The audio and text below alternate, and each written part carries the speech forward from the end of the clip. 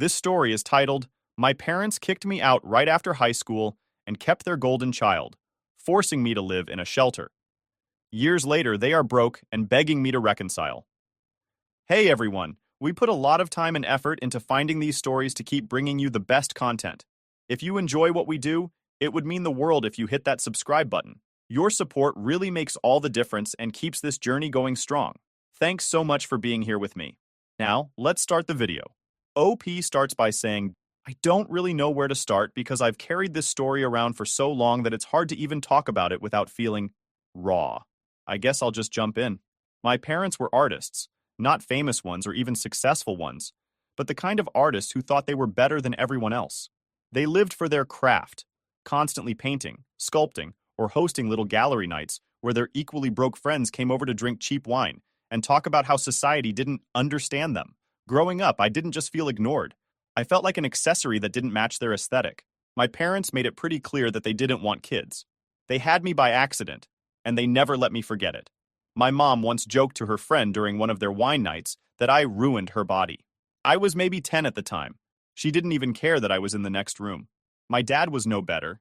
He'd talk about how much money kids cost and how he could have used it to buy new supplies for his studio. Real warm and fuzzy parenting, right? Things got worse when my brother Leo was born. He was the golden child from the start. My parents were obsessed with him. He was the perfect baby, the kind of kid who looked good in photos and always had adults cooing over him. It was like he became their living, breathing art project. They took him everywhere. Gallery openings, art fairs, even coffee shops where they'd sit for hours pretending to be deep thinkers. Me? I was left at home, usually with the TV as my babysitter. I don't even blame Leo. He was just a kid, and honestly, he didn't know any better.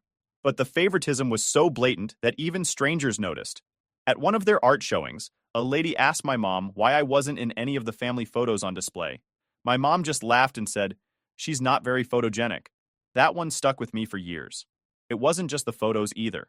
My parents would constantly criticize me, whether it was my weight, my clothes, or even the way I walked. My mom once told me I ruined the family's look because I was too awkward. I started avoiding mirrors because I hated what I saw, and I hated how they made me feel about myself. I wasn't pretty, I wasn't graceful, and I wasn't what they wanted. Leo, on the other hand, was everything they'd ever dreamed of. What hurt the most was how little they cared about my accomplishments. I wasn't a bad student. Actually, I was pretty good. I got mostly A's and even won a couple of writing contests. But my parents never showed up to parent-teacher conferences or school events.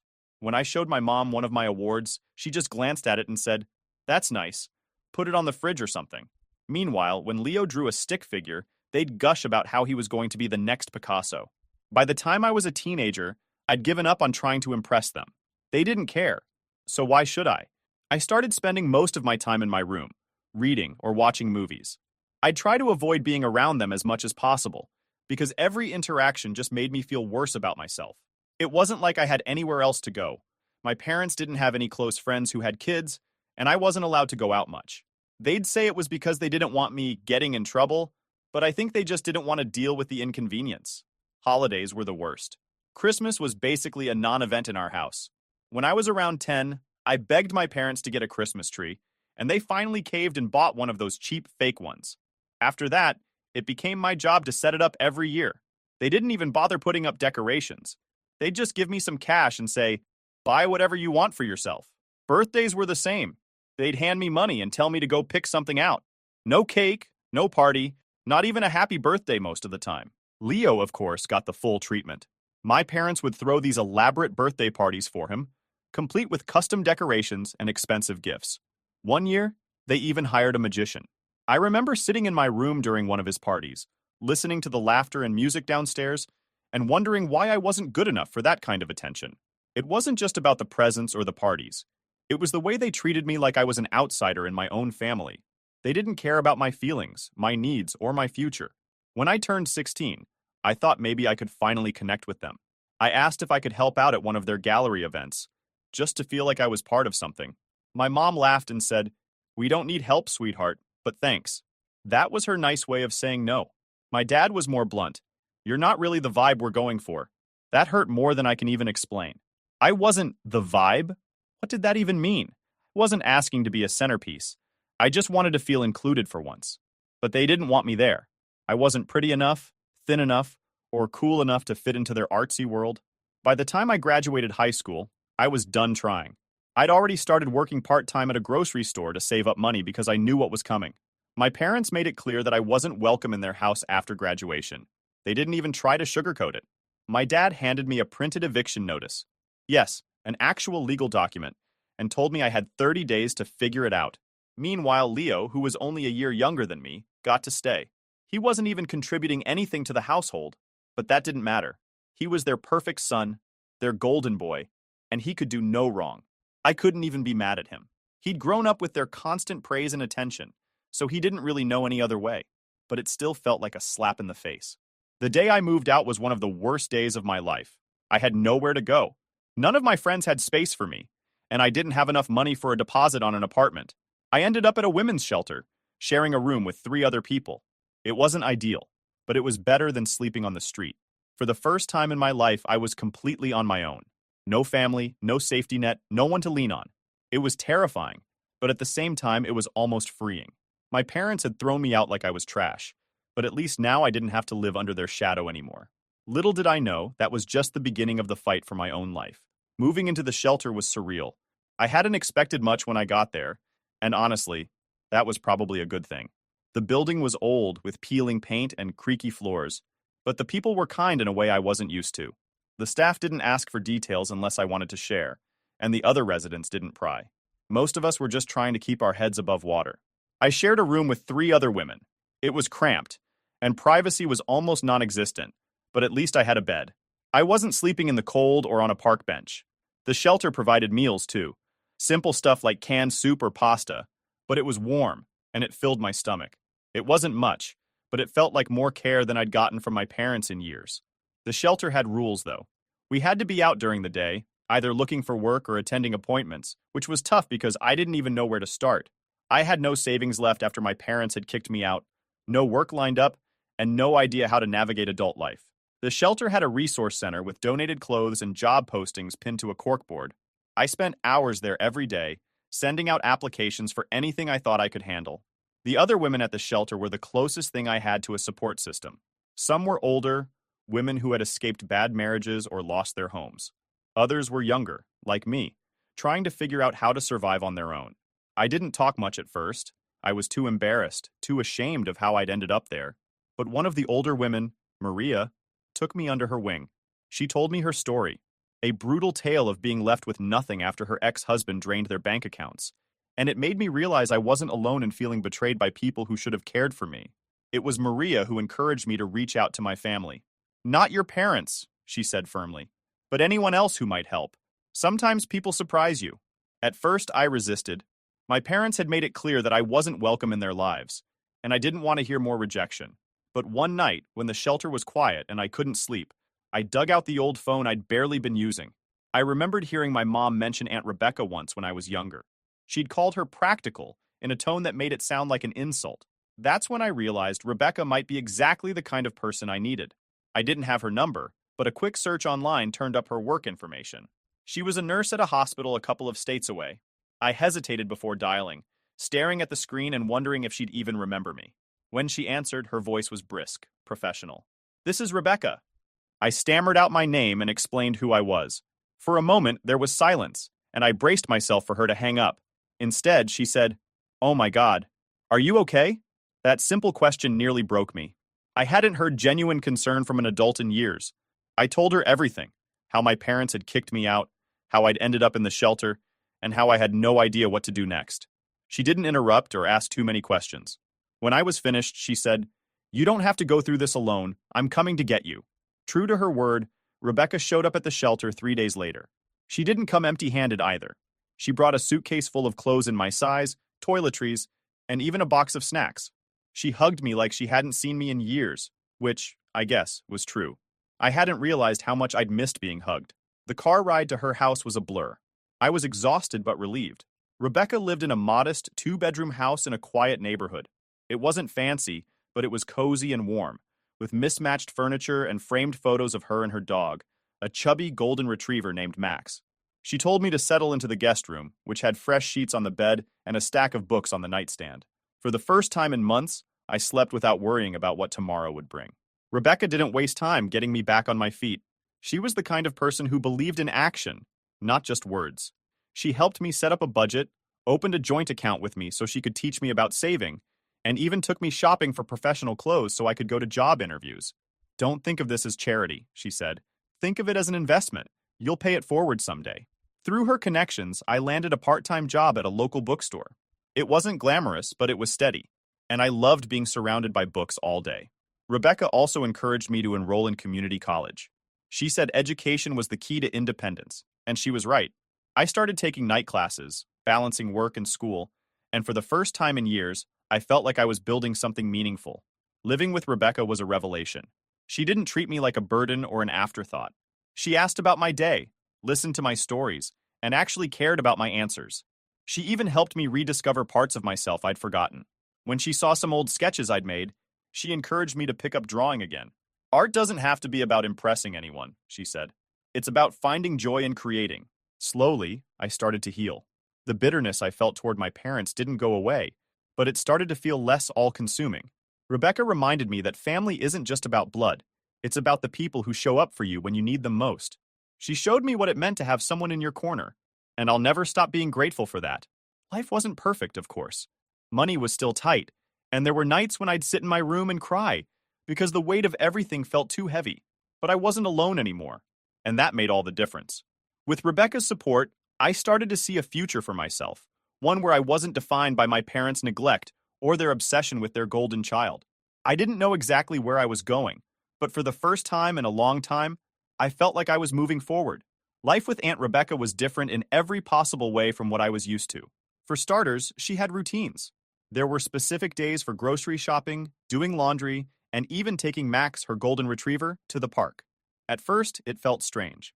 My parents had always lived in chaos, with no schedule other than their endless, artistic inspiration sessions. But soon, the rhythm of Rebecca's life started to make me feel safe. I could count on things happening when she said they would, and that kind of stability was something I'd never had before. One of the biggest challenges was adjusting to being treated like an equal. Rebecca didn't see me as a burden or someone to be pitied. She respected my opinions and gave me responsibilities around the house.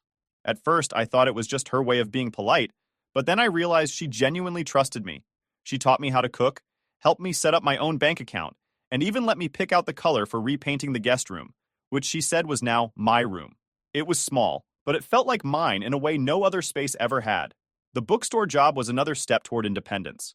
It was a quiet place, tucked away in a corner of town, and it smelled like old paper and wood polish. My boss, Linda, was a kind but no-nonsense woman who loved recommending books to anyone who walked in. She took a liking to me right away and often called me her little protege, even though I wasn't doing anything special, just shelving books, working the register, and helping customers find titles. Working there made me realize how much I loved books, not just as a way to escape, but as a way to connect with the world. Customers would come in with all kinds of stories, looking for books to help them through breakups, grief, or even just boredom. I started keeping a notebook of the titles people recommended, and over time, I built a small library for myself. I didn't have much money, so most of my books came from the clearance shelf or were gifts from Linda, who always seemed to find excuses to accidentally overstock something I'd mentioned wanting to read. Community college was harder. I hadn't been in a classroom for a while, and I wasn't sure I could keep up. My first class, Intro to Psychology, was a disaster. I showed up late, forgot to bring a notebook, and couldn't answer a single question when the professor called on me. I left that day feeling like a failure, convinced I wasn't cut out for higher education. But when I got home, Rebecca sat me down at the kitchen table and helped me come up with a plan. "You're not failing," she said. "You're learning." And that's the whole point. Rebecca's words stuck with me. Slowly but surely, I found my footing. I figured out how to organize my time, take notes, and even participate in class discussions. By the end of the semester, I wasn't just passing. I was thriving. I loved learning, and I realized I wanted to keep going. I wasn't sure what I wanted to major in yet, but the idea of having a future, one I could shape for myself, was exhilarating. One of the most surprising things about that time was how much support I received from people outside my immediate circle. Linda would let me take extra shifts when I needed more money, and some of the women from the shelter even stayed in touch, cheering me on from afar. It was like I'd stumbled into this network of kindness and encouragement that I'd never known existed. Not everything was smooth sailing, though. There were moments when the weight of everything, my past, my family, my uncertain future, would hit me all at once. I'd sit in my room, staring at the walls, and wonder if I was ever going to be enough. Was I really capable of building a life for myself? Did I deserve it? Those thoughts were hard to shake, and sometimes they'd keep me up at night. Rebecca always seemed to know when I was struggling, even if I didn't say anything. She had this uncanny ability to check in at just the right time, usually with a cup of tea or a plate of cookies. You don't have to do this all at once, she'd remind me. One step at a time. That's how you climb a mountain. It became a kind of mantra for me, something I'd repeat to myself on the tough days. As I settled into this new chapter of my life, I started thinking about my parents less and less. They hadn't reached out since kicking me out, and honestly, I didn't expect them to. I wasn't part of their world, and I didn't want to be. But Leo was a different story. Every now and then, I'd wonder what he was up to. Did he ever think about me? Did he even notice I was gone? I thought about reaching out to him, but something always stopped me. Maybe it was fear, or maybe it was the nagging feeling that I wouldn't like the answers I got. One day, while organizing some of Rebecca's old photo albums, I found a picture of her and my mom from when they were kids. They looked so different from the people I knew. Happy, carefree, and inseparable. It made me wonder what had gone wrong between them. Rebecca didn't talk about my mom much, but I could tell there was a lot of hurt there. She wasn't always like this, Rebecca said when I asked. Your mom had a lot of dreams, and when they didn't pan out, she took it out on everyone else. That explanation didn't make me forgive my mom, but it did make me see her in a different light. She wasn't some untouchable figure. She was just a flawed, fragile person who didn't know how to handle her failures. It didn't excuse what she'd done to me, but it helped me start letting go of the anger I'd been carrying for so long. By the time I'd been living with Rebecca for a year, I hardly recognized myself. I had a job I loved, classes I was excited about, and a sense of purpose I'd never felt before. I wasn't just surviving anymore. I was building a life, and for the first time, I started to believe that I was worth the effort. For a while, life with Aunt Rebecca felt like a safe bubble. I focused on work, school, and figuring out who I was without the shadow of my parents looming over me. But that bubble didn't last forever. One day, out of the blue, I got a text from my younger brother, Leo. I hadn't heard from him since I left home, and seeing his name on my phone screen made my stomach twist. Hey, the message read. Been a while, can we talk? I didn't know how to respond. Leo had always been my parents' golden child, the one who could do no wrong. I didn't resent him for it, not really. He was just a kid, caught up in their toxic dynamic like I was. But when they kicked me out and let him stay, it felt like a confirmation of everything I'd always feared, that I didn't belong, that I wasn't good enough. After staring at the message for far too long, I finally replied, "What do you want to talk about?" His answer came quickly. "Mom and Dad, stuff's been weird here." Curiosity got the better of me. I agreed to a phone call, but my hands shook as I dialed. It was strange hearing his voice after all this time. He sounded older, more serious. He didn't waste any time getting to the point. "Mom and Dad are a mess," he said. "The art stuff isn't working out, and they're fighting all the time. I think they might lose the house." I wasn't surprised. My parents had always been terrible with money, pouring everything they had into their art while ignoring practicalities like bills and savings. But what caught me off guard was the way Leo talked about it. There was no trace of the golden child I remembered, the kid who thought our parents hung the moon. He sounded tired, frustrated, even angry. "They've been taking it out on me," he continued. I think they're expecting me to fix everything." I didn't know what to say. A part of me wanted to comfort him, to tell him it wasn't his responsibility, but another part of me felt like this was his reckoning. He'd always been their favorite, the one they put on a pedestal. Now he was getting a taste of what it felt like to be weighed down by their expectations. "Why are you telling me this?" I asked finally. "Because you're the only one who gets it," he said. "I don't have anyone else to talk to." That hit me harder than I expected. For all their favoritism, my parents had failed Leo too. They'd never taught him how to be independent or how to navigate the real world. They'd only ever cared about how he made them look. And now that their lives were falling apart, they were dragging him down with them. Over the next few weeks, Leo and I started talking more. He told me about the fights, the debt, and how our parents were trying to pressure him into helping them sell their art online. They'd even suggested he quit school to focus on the family business. It sounded eerily familiar, like a twisted echo of the life I'd left behind. But as much as I felt for Leo, I couldn't let myself get sucked back into their drama. I had worked too hard to build a life for myself, and I wasn't about to let them drag me down again. When he asked if I could help, I told him the truth. I can't. They made their choices, and they have to deal with the consequences. Leo didn't take it well. He accused me of abandoning him, of being selfish. It hurt, but I stood my ground. You're not a kid anymore, I told him. You have to decide what kind of life you want. Don't let them make that choice for you. Our conversations became less frequent after that. I missed him, but I knew I'd done the right thing. My parents had already taken so much from me. I couldn't let them take more. Then one day, I got a call from Aunt Rebecca while I was at work. Her voice was tense. Your parents showed up at my house, she said. My heart sank. What? Why? They said they were looking for you. They wanted to reconnect. Her tone made it clear she didn't buy their story. I felt a mix of anger and panic. I hadn't told my parents where I was living, and I couldn't believe they'd stoop to dragging Rebecca into their mess. What did you tell them? I asked. I told them to leave and not come back, she said firmly. But I think you should be prepared. They're desperate. Desperate. That word stuck with me. It explained everything. Their sudden interest in me, their attempts to use Leo, even their willingness to show up at Rebecca's door uninvited. Their world was crumbling, and they were grasping at straws. I decided to take action before they could make things worse. I got new locks for the house and set up security cameras, something Rebecca insisted on helping with. They're not going to bully their way into your life again, she said. Sure enough, a few days later, my parents tried to contact me. First, it was a string of emails filled with flowery language about family ties and starting fresh. When I didn't respond, the tone shifted.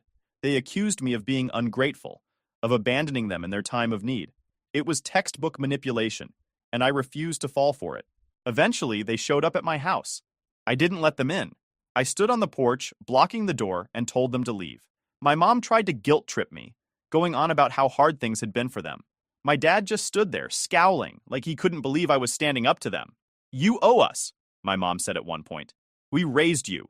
We gave you everything. Everything? I snapped. You kicked me out and left me in a shelter. You gave Leo everything, not me. She opened her mouth to argue, but I cut her off. I don't owe you anything. Now get off my property before I call the police. They left, but not before my mom gave me one last parting shot. You'll regret this. Family is all you have. But that wasn't true. I had Rebecca. I had the friends I'd made at work and school. I had myself. Family isn't about blood. It's about who shows up for you. And my parents had never shown up for me. As I watched them drive away, I felt a strange mix of sadness and relief. Part of me wished things could have been different, that they could have been the parents I needed. But another part of me knew that letting them go was the only way to move forward. I had built a life without them, and I wasn't about to let them tear it down. After the confrontation with my parents on the porch, I thought I was done with them. I'd made my boundaries clear, and for a while it seemed like they were going to respect that. Weeks went by without any contact from them. I threw myself into work and school, grateful to get back to my routines without the weight of their drama hanging over me. But deep down, I knew it wasn't over. My parents were nothing if not persistent when they wanted something. The first sign came in the form of a letter. It wasn't handwritten, just a plain, typed sheet of paper, folded neatly in an envelope. My name and address were printed on the front. No return address. I almost didn't open it, but curiosity got the better of me. Inside was a single page filled with formal language, telling me they intended to reclaim their connection with me and repair the family bond. It read like something they'd copied off the internet, as if they were trying to appeal to some higher sense of morality. At the bottom, both of them had signed their names in a scrawl that felt as fake as the sentiment. I crumpled it up and tossed it in the trash. They didn't want to reconnect. They wanted something from me. That much was obvious. Aunt Rebecca wasn't surprised when I told her about the letter. They're running out of options, she said. Don't let them guilt you into anything. You've worked too hard to get where you are. She was right, of course. But that didn't stop the anxiety from creeping in. I started double-checking the locks on my doors, making sure the cameras were working. Every time I left the house, I half expected to find them waiting for me when I came back. I hated that they had this power over me, that even after everything, they could still make me feel like a scared, helpless kid. The second sign came in the form of Leo. He called me out of the blue, something he hadn't done since our last tense conversation. I debated whether to answer, but finally picked up. His voice was quieter than usual, almost hesitant. Hey, he said. Mom and Dad want me to talk to you. Of course they did. I leaned back against the wall, already bracing myself for whatever guilt trip they'd cooked up this time. What do they want, Leo? They're struggling, he said. They think you can help. They're saying you should sell your house and use the money to help them pay off their debts. I laughed. Not because it was funny, but because it was so predictable. Let me get this straight. They want me to sell the house I worked my ass off to buy so I can bail them out? After they kicked me out and left me in a shelter? Seriously? Leo didn't argue. I could tell he didn't believe it either, but he was caught in their web just like always. I don't think it's fair, but they're desperate. They're saying it's the least you can do. The least I can do? My voice rose before I could stop it. Leo, they don't care about me. They never have. This isn't about family. It's about them using me like they've used you your whole life. There was a long pause, and I could hear him breathing on the other end of the line. You're right, he said finally. I don't know why I thought this would work. I'm sorry. For the first time, I felt a flicker of hope for Leo. Maybe he was starting to see them for who they really were. You don't have to keep letting them control you, I said. You're an adult now. You can say no. I don't know if I'm ready for that, he admitted, but I'll think about it. It wasn't much, but it was a start. The final straw came a few weeks later. I came home from work one evening to find a moving van parked in front of my house. My stomach dropped as I saw my parents standing on the porch, their arms crossed like they were waiting for me. I didn't even bother getting out of the car. Instead, I grabbed my phone and called the police. When the officers arrived, my parents tried to play the victim. My mom started crying, saying I'd invited them to move in and then changed my mind. My dad stood there, arms folded, claiming they had a verbal agreement with me. I stayed calm, explaining that they were trespassing and that I had no intention of letting them stay. Thankfully, the cameras I'd installed caught everything. Their arrival, their attempts to break in, even their argument on the porch about whether I'd actually let them in. The footage shut down their lies in an instant. The police gave them a choice: leave voluntarily or be removed. My parents chose the former, but not without plenty of theatrics. My mom sobbed dramatically as she packed her things back into the van, while my dad muttered under his breath about ungrateful children. I watched from the window, feeling a strange mix of anger and relief. This was the last time they'd ever try to worm their way back into my life. After they left, I changed all the locks again, even though they hadn't gotten inside. Rebecca came over that weekend to help me install new cameras and reinforce the windows. You've done everything right, she said. They're grasping at straws now. But even with her reassurance, I couldn't shake the lingering fear. What if they tried something else? What if they never gave up? The answer came a few months later when I got a call from Leo. They're gone, he said, his voice heavy. They moved to another state to live in one of Mom's inherited properties. I think they've finally given up on you. Hearing that felt like a weight lifting off my chest. For the first time in years, I felt free. I wasn't looking over my shoulder anymore, waiting for the next crisis to hit. My parents were out of my life, and I intended to keep it that way. These days, I focus on the things that matter: my job, my classes, and the future I'm building for myself. Rebecca is still my rock, always there to offer advice or just listen when I need to vent. Leo and I are slowly rebuilding our relationship, though it's complicated. He's still tied to our parents in ways I'm not, but I hope he'll find his own way out someday. As for my parents, I don't think about them much anymore. They made their choices, and I've made mine. They may have tried to define me as the problem child, the one who didn't fit their mold, but I've proven that I'm so much more than that. I've built a life for myself, a real life, full of people who love and support me, and that's something they can never take away.